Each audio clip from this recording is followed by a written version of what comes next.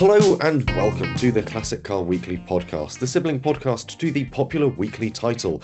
I'm this week's host, Jesse Billington, and I'm joined by our editor, David Simister. David, how are you, and what have you been up to for the last hour? Well, it's a good afternoon, Jesse. It's been a busy old day on Classic Car Week because we have just finished listening to this year's autumn budget statement from the House of Commons. So lots to digest.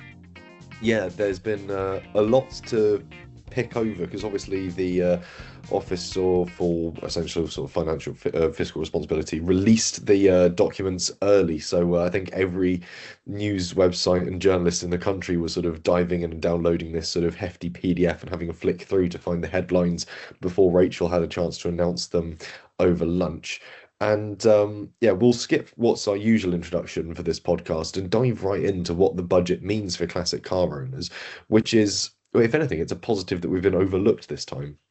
Yeah, I think certainly there was a lot of speculation, including in the pages of CCW, courtesy of members of the House. So you may have seen, obviously, last month we did an interview with the Shadow Transport Secretary, Richard Holden, who believed that both the historic vehicle rolling tax exemption for older classics and also fuel duty were under threat potentially.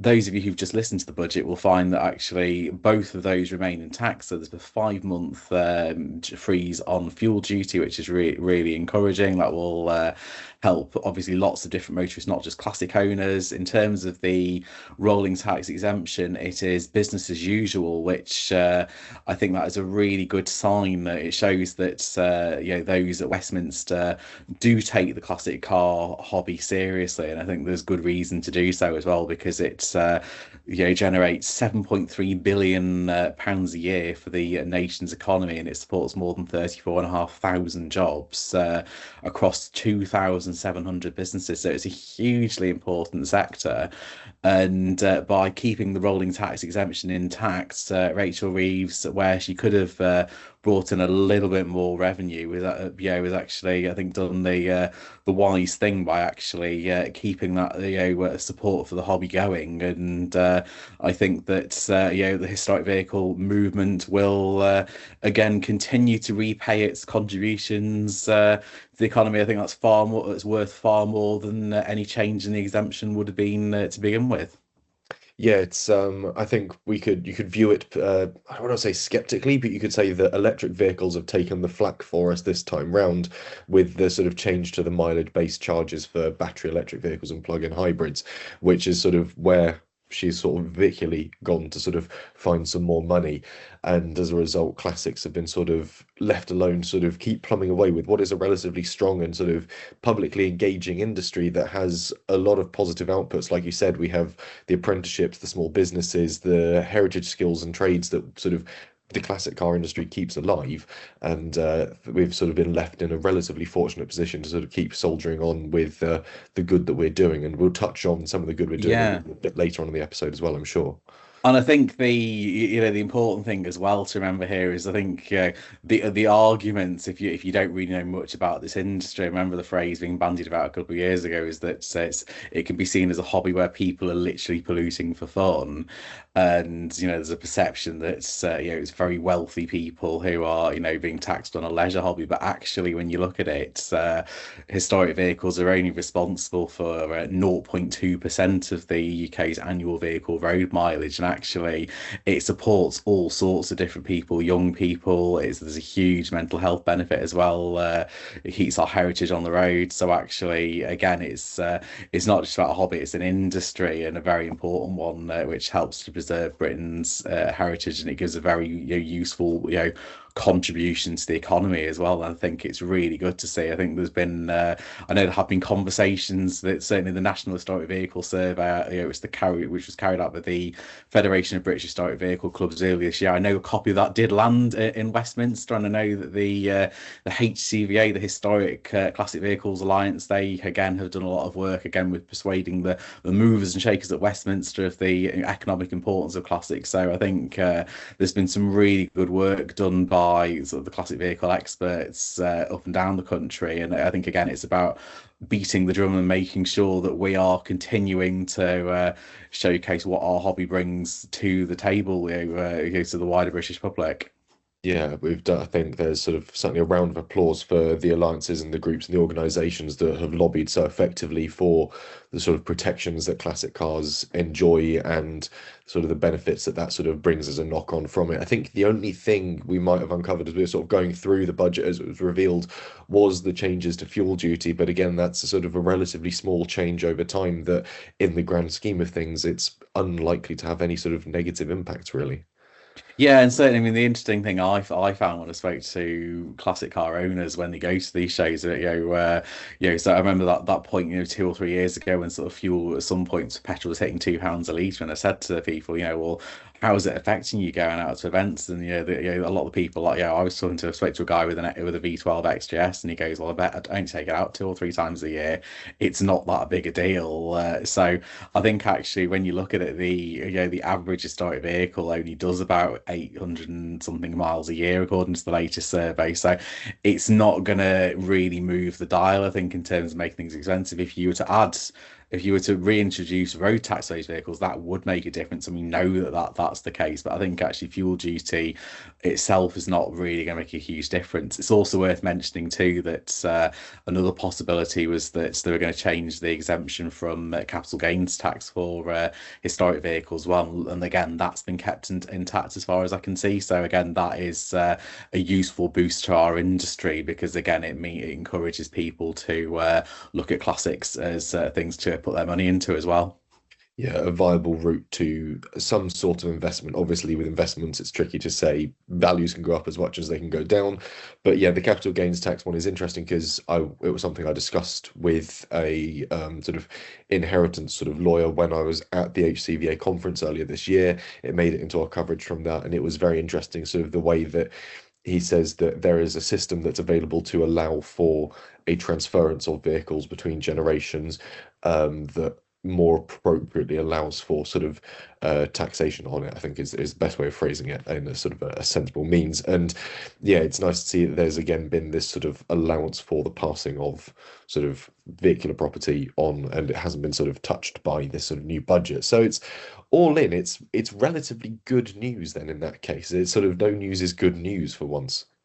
Yeah, I would say so. And certainly, I remember again last year there was a lot of conversation ahead of Rachel Reeves' first budget about the idea that pay per mile was going to be introduced for all cars. I mean, certainly she's introduced an element of that for electric vehicles, but obviously that didn't come through last year. And again, a lot of the chatter this year was about changes to rolling tax exemption. And again, Rachel Reeves has left that alone. She's obviously looking at other ways to increase revenue and kind of help a Britain that's still very much affected by the pandemic and the cost of living crisis. So Mhm. it's good to see that, and I think it shows that the current government is, I wouldn't say it's sort of openly supportive of classics. It's never sort of given any sort of statement saying classics are wonderful, but equally I think it recognises the economic importance of the hobby. So obviously that's really important. And again, I think it's good now that we're in a position as well. The all-party historic vehicle group in Westminster has since been reinstated. So actually, I think we're in a really strong position as a hobby, and hopefully that will continue with next year's budget as well. Yeah, in a political sense, we're in a good place now that we've sort of got that party within the Houses of sort of Parliament that we're able to sort of not necessarily lobby, but certainly levy and have that open communication with to ensure that we're sort of not overlooked or not mistreated, I think is a fair enough phrase when it comes to it. But yeah, the electric vehicles one is interesting because there was a very interesting graph that was included in the sort of early leaked version of the budget, which showed essentially a crossover point happening between sort of the tail off of electric vehicles and the sort of growth of petrol, or the tail off of petrol vehicles rather, and the growth of electric vehicles on the UK roads. And obviously, when you factor in sort of vehicle excise duty, road tax, and so on and so forth, that's applied to the different classes of vehicle, at some point that does have to be made up for sort of the Bank of England's coffers. And Mm. yeah, I think it makes sense to look at electric vehicles because principally there is simply going to be more of those on the roads.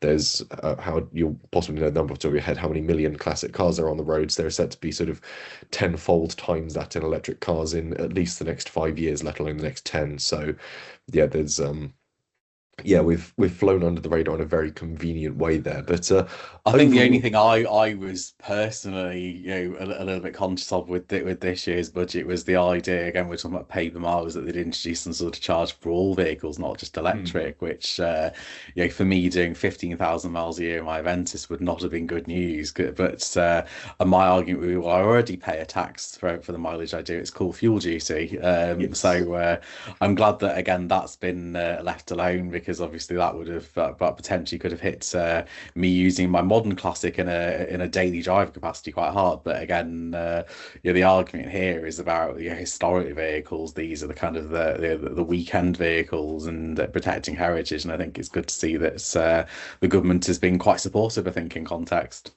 Yeah, the pence per mile or tax mile based charge, I think is how it's been phrased.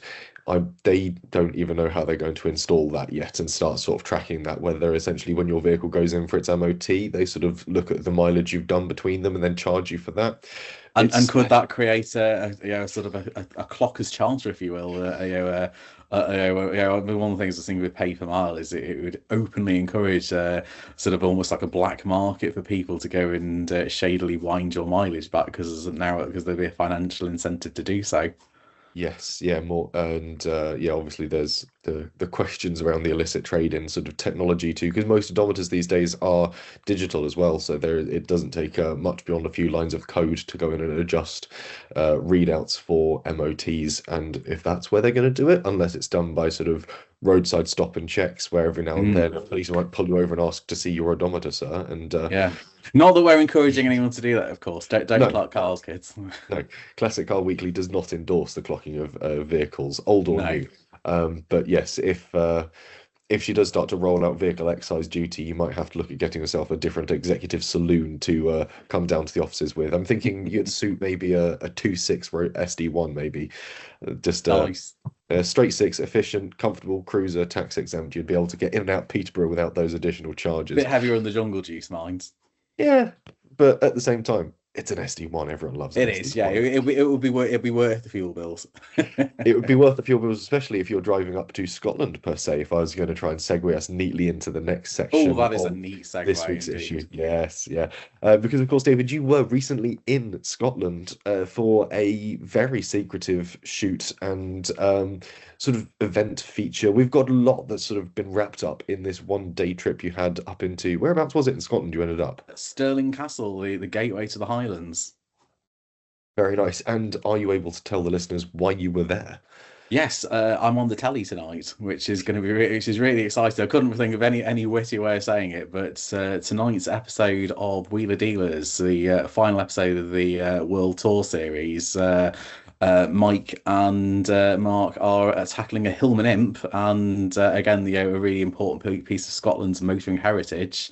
And ahead of the final sort of handover to the car's new owner, they wanted a journalist to come and road test the car. So they asked me. So off I went up to Stirling Castle. So I went and assessed the car for them. You have to wait for the final episode to see what the verdict is. But the reason why they wanted a journalist to test it is because they were building a car. They wanted to right the wrongs of the Hillman Imp's reputation. So the Imp, as listeners are probably familiar, is obviously a car that's sort of broke a lot of new ground for Roots. Obviously, new factory. It was their first rear-engined car. It was their big in a piece of innovation to take on BMC's Mini, but rightly or wrongly, sales were stymied by a lot of the press coverage that it received in the day, and the sort of the reputation I think it picked up for reliability in particular. And actually, the piece that we wrote in today's issue of Classic Car Weekly actually looks at what did the press actually say at the time. And actually, again, without wanting to give too much of it away,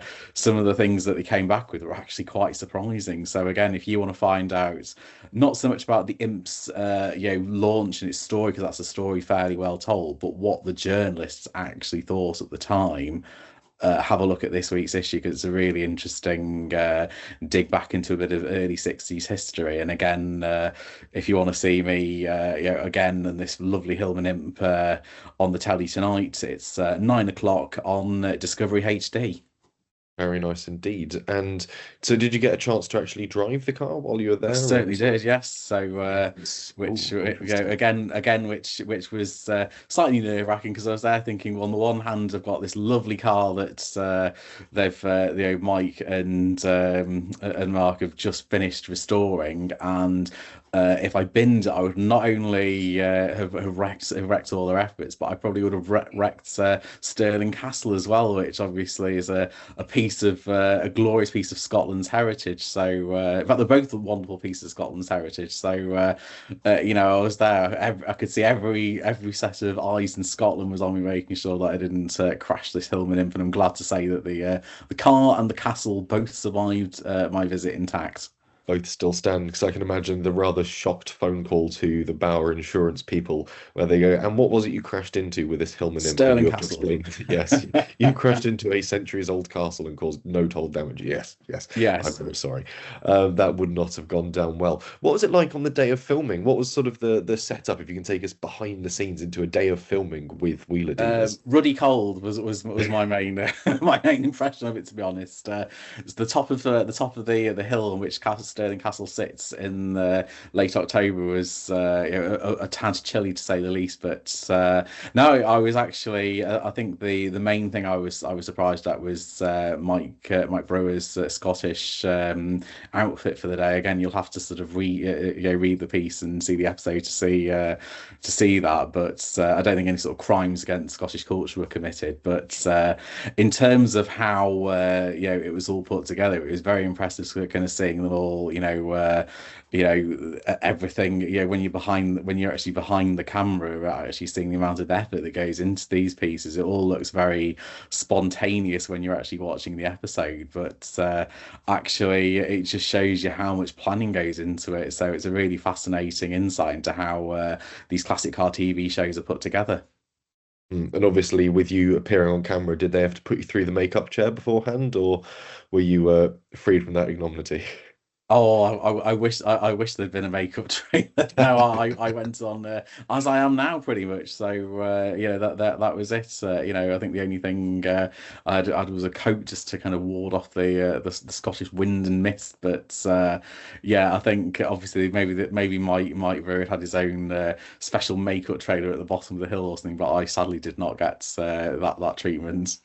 They didn't give you a bit of blush just to bring out the colour in your No, cheeks for the no. camera. What a shame. The magic of So television.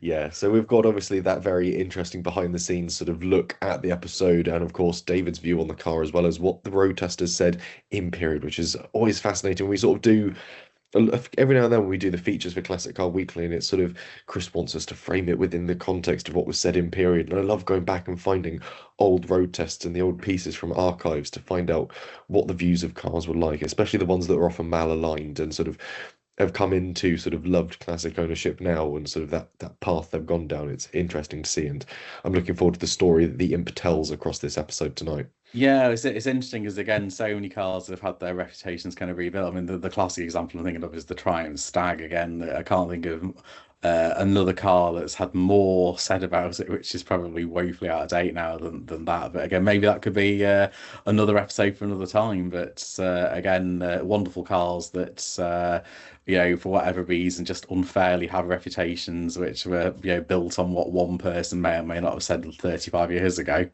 Yes, yeah, the impressive sway that one journalist can have, and hopefully the one journalist in this case is able to sway the motoring world the other way on the Hillman Imp and give it the fortune and glory that otherwise didn't get in It's just good. time. It's just good to see. I mean, regardless of the verdict, it's great to see the Hillman Imp being given, its moment in the limelight on a prime time show, watched by millions of people. So hopefully, if nothing else, it shows people, what a bold attempt, Roots made in the early 60s to take on the Mini. I think it's a chapter of our history that I think is often overlooked. Mm. I think especially considering how well the Mini did on the market and on the cultural scene as well. Well, Mini was quite expensive, it did sort of capture very much sort of the atmosphere of Britain through the 60s and sort of very much sort of cemented itself within the mindset and sort of stuck around for quite a while. Obviously, we still you can still go out and buy a Mini for good reason because it's become such a sort of synonymous brand with these small sort of cheery little city cars. And Hillman went in a different direction, and obviously it's a question of what could have been. But that's a question for another day. We'll dive back towards certainly the social impact of classic cars. You mentioned it at the top of the show when we were talking about the budget and sort of the respect for classic cars, and the fact that our industry has these far-reaching sort of positive impacts. And our lead news story in this week's issue looks forward to Drive It Day 2026.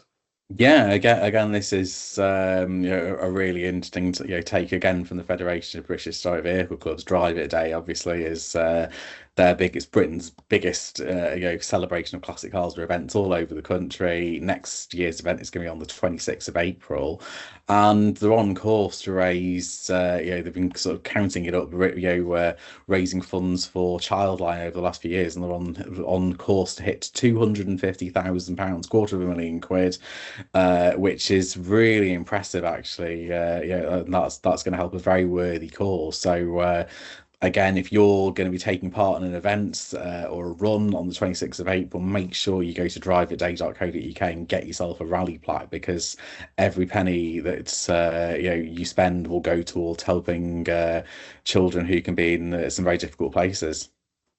Yeah, and obviously this year we celebrated the 20th anniversary of it as an event. It's sort of harks back to the original 1,000 mile trial. It's just a brilliant day to get out and enjoy your classic cars. And hopefully, for the first time in a while, I might be able to actually use my classic car on Drive It Day, because with the past two, I have missed out. But yeah, it's always one of those days where it's great to see the amount of classics out on the road, the sort of showcasing of sort of all these classics to the public, and the amount of them that are out and about with Drive It Day plaques and the people that have made the donations. It's just a really sound way of putting classics at the fore of such a sort of positive movement.